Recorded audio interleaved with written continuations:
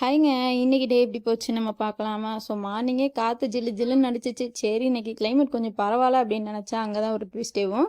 கொஞ்ச நேரத்திலே பார்த்தீங்கன்னா வெயில் சரியான வெயில் அடிக்க ஆரம்பிச்சிச்சு. செம்ம வெயில் அடிக்குதுங்க. உங்கள் ஊர் சைட்லாம் அப்படி இருக்கா அப்படின்ட்டு சொல்லுங்கள். சரி மார்னிங்கே பார்த்தீங்கன்னா எங்கள் மம்மி ஊருக்கு கிளம்பிட்டாங்க. அதனால் பொறுப்பாக நான் தான் வேலை பார்த்துட்டு இருந்தேன். தோசை ஊற்றி சட்னி அரைச்சிட்டு அப்படியே பார்த்தீங்கன்னா அடுத்த வேலையை பார்க்கலான்னு பிளான் போட்டு வச்சுருந்தேன். ஏன்னா என்னோட தம்பி வேறு ஸ்கூலுக்கு கிளம்புறாரா, ஸோ அவருக்காக பார்த்தீங்கன்னா கடகரன்னு சட்னியெல்லாம் அரைச்சி முடிச்சுட்டு தோசையும் சைட் பை சைடாக ஊற்றிட்டு இருந்தேன். ஸோ எல்லாமே ஊற்றி முடிச்சுட்டு அதுக்கடுத்து பார்த்தீங்கன்னா அவருக்கும் கொடுத்தாச்சு. அவரும் பார்த்தீங்கன்னா திருப்தியாக சாப்பிட்டு கிளம்பிட்டார்.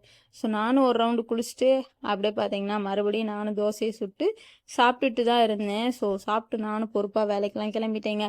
ஸோ ஆஃப்டர்நூன் வரவங்களையும் உண்மையாகவே பார்த்தீங்கன்னா செம்ம வெயிலுங்க. கண்ணுலேருந்து தண்ணியாக ஊற்றிட்டே இருக்கு. ஏன் ஊற்றுதுன்னு எனக்கும் தெரியல, அதுக்கும் தெரியல. ஸோ எப்படியோ வந்தாச்சு. ஸோ வர வழியிலே புரோட்டா வாங்கிட்டு வந்திருந்தேன். ஆஃப்டர்நூனுக்கு எதுவுமே பண்ணலை. சரி சாப்பிட்டு அப்படியே கிளம்பலாம் அப்படின்ட்டு தான் வந்தேன் நான். புரோட்டா வாங்கிட்டு வந்ததும் கொஞ்சம் நேரம் ரிலாக்ஸ் எடுத்துருக்காங்க. சாப்பிடவே தொடங்கினேன் நான். ஸோ 2 புரோட்டா தான் வாங்கிட்டு வந்திருந்தேன்.